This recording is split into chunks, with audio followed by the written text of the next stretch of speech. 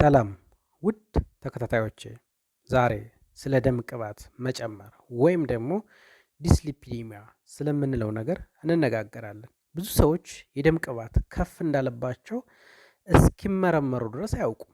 ምክንያቱም ብዙ ጊዜ ግልጽ ምልክት አይኖረውም። ነገር ግን የልብ ድካምና ስትሮክ ዋና መንስኤ መካከል አንዱ ነው። ስለዚህ ዛሬ በቆይታችን ስለ ደም ቅባት መጨመር ወይም ደግሞ ዲስሊፒዲሚያ መነሻው ምንድን ነው? እንዴት ይከሰታል? የሚከሰተውስ ከየት ነው? እንዲሁም ደግሞ ጎንዮሽ ጉዳቶች ወይም ውስብስብ ችግሮች ምንድን ናቸው? እነዚህን ውስብስብ ችግሮች እንዴት እናክማለን? የሚሉትን ነገሮች የምናይ ይሆናል ማለት ነው። ከዚህ በተጨማሪ በደማችን ውስጥ የተለያዩ የስብ አይነቶች እንዳሉ በዛሬው የቪዲዮ ፕሮግራማችን የምናይ ይሆናል ማለት ነው። አብራችሁ ተከታተሉ። ይህ የጤና መረጃ ነው በዶክተር አወቀ። ስለዚህ በመግቢያ ላይ እንደነገርኳችሁ ዛሬ የምንነጋገረው የደም ቅባት መጨመር ወይም ደግሞ ዲስሊፒዲሚያ ስለሚባለው ነው ማለት ነው። ይህ ዲስሊፒዲሚያ ወይም ደግሞ የደም ቅባት መጨመር ብዙ ጊዜ ግልጽ ምልክት ስለማይኖረው አብዛኞቹ ሰዎች ምልክት የለውም ብለው ለዚህ ተጋላጭ ነን ብለው ላያስቡ ይችላሉ። ነገር ግን ብዙ ጊዜ የልብ ድካምና ስትሮክ ያለባቸው ሰዎች በሚመረመሩበት ጊዜ በሰውነታቸው ውስጥ የደም ቅባት ጨምሮ ይገኛል ማለት ነው። ስለዚህ እነዚህ የደም ቅባት አይነቶች አንደኛ ኮሌስትሮል የምንለው ነው። በአንደኛ ደረጃ የምናገኘው ወይም ደግሞ የደም ቅባት መጨመር ከምንላቸው መካከል በመጀመሪያ ደረጃ የሚቀመጥ ኮሌስትሮል ነው። ኮሌስትሮል እንግዲህ ሰውነታችን ሆርሞኖችንና የሴል ግድግዳዎችን ለመገንባት ይጠቀምበታል። ስለዚህ ኮሌስትሮል ጠቃሚ ነው ማለት ነው። ኮሌስትሮል ጎጂ የሚሆነው ከመጠን ያለፈ በሚሆንበት ጊዜ ነው። ነገር ግን በመጠን ወይም ደግሞ በኖርማል ሬንጅ ውስጥ ባለበት ታይም ብዙ ነገሮችን ለመስራት ያገለግላል። እንደነገርኳችሁ ሆርሞኖችን እና የሴል ግድግዳዎችን ወይም ደግሞ የህዋሳት ግድግዳዎችን ለመገንባት ሰውነታችን ኮሌስትሮል ይጠቀማል። ነገር ግን ኮሌስትሮል ከመጠን በላይ በሚሆንበት ጊዜ ወይም ደግሞ ይህ የኮሌስትሮል መጠን በሚጨምርበት ጊዜ ለተለያዩ የልብ ችግርና የደም ዝውውር ችግር ያጋልጠናል። ስለዚህ ኮሌስትሮል ጠቀሜታ እንዳለው ከመጠን በላይ ካለፈ ግን ጎጂነቱ የባሰ ነው ማለት ነው። ሌላኛው ደግሞ ትራይግላይሰራይድስ ይባላል። ይህ ደግሞ በሰውነት ውስጥ የሚከማች የኃይል ማከማቻ ስብ ነው። እነዚህ ከመጠን በላይ ሲጨምሩ የደም ስሮችን ሊዘጉ ይችላሉ። ስለዚህ ይህ ትራይግላይሰራይድ የምንለው የደም ስሮችን በመዝጋት ትልቁን ሚና ይጫወታል። ወይም ደግሞ የደም ስሮቻችን እንዲጠቡ ከዛም መጨረሻ ላይ ለደም ዝውውር ችግር እንድንጋለጥ ከሚያደርጉት በደም ውስጥ ከሚጨምሩ ቅባቶች አንዱ ነው ማለት ነው። በነገራችን ላይ ጥሩና መጥፎ ኮሌስትሮል እንዳለ በዚሁ አጋጣሚ ልንገራችሁ። ጥሩ ኮሌስትሮል የምንለው ኤችዲኤል ይባላል። የደም ስሮችን ያጸዳል፣ ከልብ በሽታ ይከላከላል። ስለዚህ ኤችዲኤል ጥሩ ኮሌስትሮል ተብሎ ይጠቀሳል ማለት ነው። ኤችዲኤላችን ከፍ ባለ ቁጥር ጥሩ ኮሌስትሮል አለን ማለት ነው። ይህም የደም ስሮች እንዲጸዱ ያደርጋል፣ ማለትም የደም ዝውውር ችግር እንዳይኖር ይከላከልልናል። ከዚህም በተጨማሪ ከልብ በሽታም ይከላከላል ማለት ነው። ሌላኛው ኤልዲኤል ይባላል። መጥፎ ኮሌስትሮል ነው። ይህ ደግሞ በደም ስሮች ግድግዳ ላይ ይከማቻል፣ የደም ስሮችን ያጠባል ማለት ነው። ስለዚህ የደም ስሮችን በማጥበብ ኤልዲኤል ከፍተኛው ሚና ይጫወታል ማለት ነው። ኤችዲኤል ከፍ መሆኑ ጥሩ ነው፣ ወይም ደግሞ ከፍ ማለቱ ጥሩ ሲሆን ኤልዲኤል ደግሞ ከፍ መሆኑ በጣም አደገኛ ነው ማለት ነው። ስለዚህ ኤችዲኤላችን ወይም ደግሞ ጥሩ ኮሌስትሮል ከፍ ያለ፣ ኤልዲኤላችን ደግሞ ይሄ መጥፎ ኮሌስትሮል ባድ ኮሌስትሮል የምንለው ዝቅ ማለት አለበት ማለት ነው። ስለዚህ እነዚህ የደም ቅባት አይነቶች በሰውነታችን ውስጥ በሚጨምሩበት ጊዜ ላልተፈለገ የደም ስር ዝውውር ችግርና የልብ ችግር ፋይናሊም ለስትሮክ ያጋልጡናል ማለት ነው። ስለዚህ የነዚህ ቅባቶችን አግባብነት ባለው መንገድ መጠቀም አለብን ማለት ነው። ስለዚህ ከዚህ እንዳየነው ምንድነው ኤችዲኤል በጣም ጠቀሜታ ወይም ደግሞ ጥቅም እንዳለውና ኤልዲኤል ደግሞ ጎጂ እንደሆነ አይተናል። ማንኛውም ኮሌስትሮል ጎጂ አይደለም። ኮሌስትሮል የሚጎዳው ከመጠን በላይ በሚያልፍበት ጊዜ ነው ማለት ነው። የደም ቅባቶች የሚጨምሩባቸው ምክንያቶችን እንይ። የደም ቅባቶች እነዚህ በደማችን ውስጥ የሚገኙ ቅባቶች የሚጨምሩበት ምክንያቶችን እንይ። አንደኛ በስብ የበዛ ምግብ በምንመገብበት ጊዜ ለምሳሌ የተጠበሰ ምግብ፣ ፈጣን ምግቦች፣ እነዚህ በስብ የበዛ ስጋ ስንመገብ ማለት ነው። እነዚህ ፕሮሰስድ የሆኑ አልትራ ፕሮሰስድ የሆኑ ፉዶች በቅባት በፖሊ ሳቹሬትድ ወይም ሳቹሬትድ የሆኑ ኦይሎችን በምንጠቀምበት ጊዜ በስብ የበዛ ምግብ ስንወስድ ምን ይከሰታል? እነዚህ የደም ቅባቶች በደማችን ውስጥ ይጨምራሉ ማለት ነው። ከዚህ በተጨማሪ ደግሞ የአካል እንቅስቃሴ ብቃት አለማድረግ ነው። የአካል እንቅስቃሴ ብቃት በማናደርግበት ጊዜ በተለይ አዘወትረን የአካል ብቃት እንቅስቃሴ ካላደረግን ይህ የስብ ክምችት ከፍተኛ የሆነና በደም ውስጥ እነዚህ ስቦች ይከማቻሉ ማለት ነው። በተለይ ኤልዲኤል የምንለው እና ትራይግላይሰራይድ የምንለው ወይም ደግሞ ቲጂ የምንለው በደም ውስጥ ይጠራቀማል ማለት ነው። ይህ ደግሞ አደገኛና ጎጂ ነው። ሌላኛው ምክንያት ደግሞ የደም ቅባት እንዲጨምር ከሚያደርጉ ሌላኛው ምክንያት ውፍረት ነው። አንድ ሰው ውፍረቱ በጨመረ ቁጥር በሰውነት ውስጥ የሚፈጠሩ ኬሚካል ሪያክሽኖች ወይም ደግሞ ሜታቦሊክ ሪያክሽኖች የኬሚካል ለውጦች ማለታችን ነው። ምን ያመጣበታል?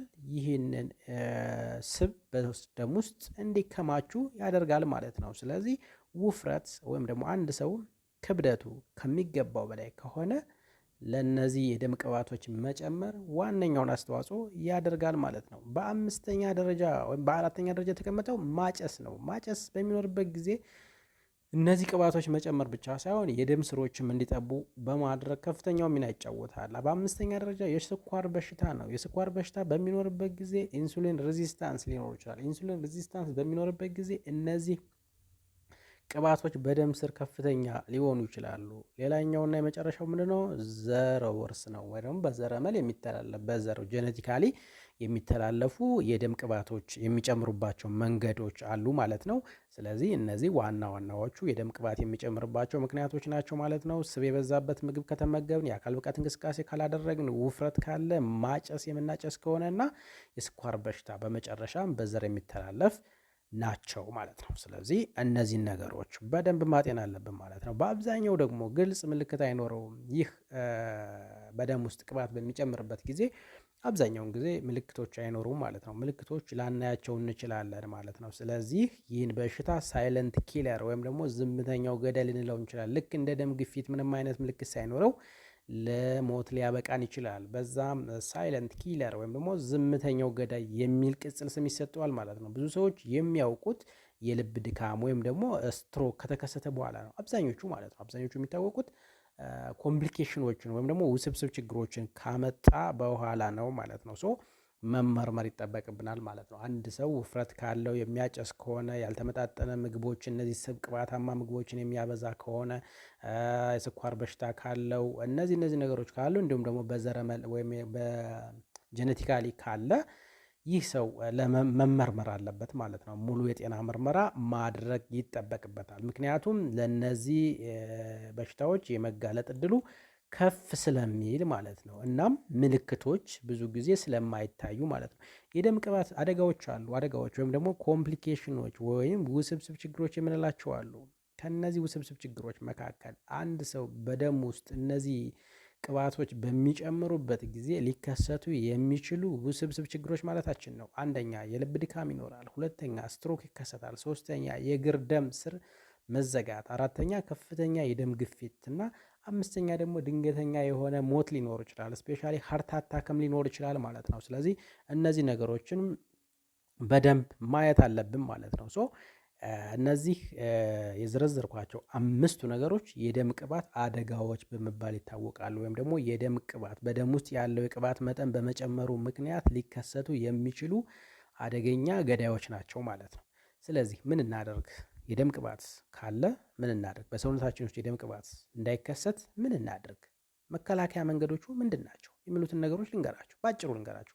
በመጀመሪያ ደረጃ አትክልትና ፍራፍሬዎችን በብዛት መመገብ ነው። አትክልትና ፍራፍሬዎችን በብዛት በምንመገብበት ጊዜ እነዚህ አሉ ምንድነው ኦክሲዴሽንን የሚከላከሉ ወይም ደግሞ እነዚህ ቅባታማ ነገሮች በሰውነታችን ውስጥ እንዳይከማቹ ሊያደርጉ የሚችሉ ሚነራሎችና ቫይታሚኖች አሉ። እነዚህ ሚነራሎችና ቫይታሚኖች የምናገኘው ደግሞ ከአትክልትና ፍራፍሬ ነው ማለት ነው። ስለዚህ አትክልትና ፍራፍሬዎችን በብዛት መመገብ መቻል አለብን ማለት ነው። በሁለተኛ ደረጃ ደግሞ የተጠበሱ ምግቦችን መጠቀም የለብንም ወይም ማቆም ወይም መቀነስ አለብን ማለት ነው። እነዚህ ምንድነው ፕሮሰስድ የሆኑ ፉዶች፣ የታሸጉ ምግቦች፣ በሱጋር የበለጸጉ ምግቦች ምናምን እነዚህን ነገር መቀነስ መቻል አለብን ማለት ነው። ቢኮዝ እነዚህ ምግቦች ምንድናቸው?